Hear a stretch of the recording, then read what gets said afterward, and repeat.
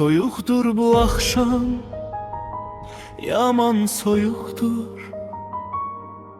Divarlar üstüme gelir, darıxıram. Senden başka hiç kimim yoktur. Her gece şekline bakıp ağlayıram. Otağın her küncü senin qoxunla, hele de yaşayır, hele de sadır. Mənsə döyüşürəm bu yoxluğunla. Yoxluğun boynumda kəndir kimi dar. Sənə deyəcəydim sözüm yarım qaldı. Səni qucaqlamaq hissim yarım qaldı. Əllərim əlində isinmədi heç. Sən getdin, mənim hər şeyim yarım qaldı. Nə olar bir dəfə röyama gəlsən, yuxuda üzünə baxım doyunca.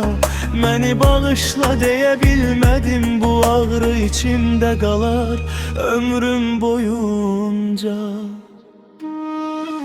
Geden geri dönmür, kalanlar yanır.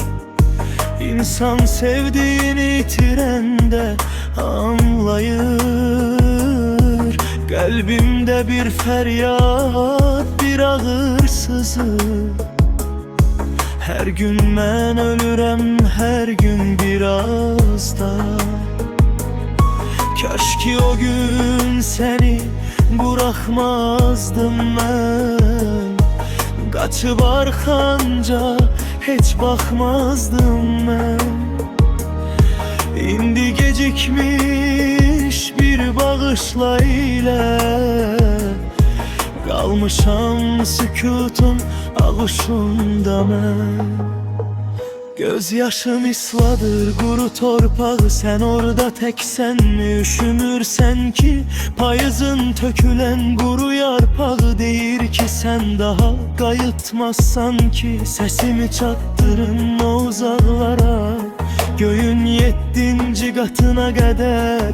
Məni də aparın o sahillere, bitsin bu dözülmez ağır keder. Bağışla, son kere diyebilmedim. Seni ne kadar çok sevdiğimi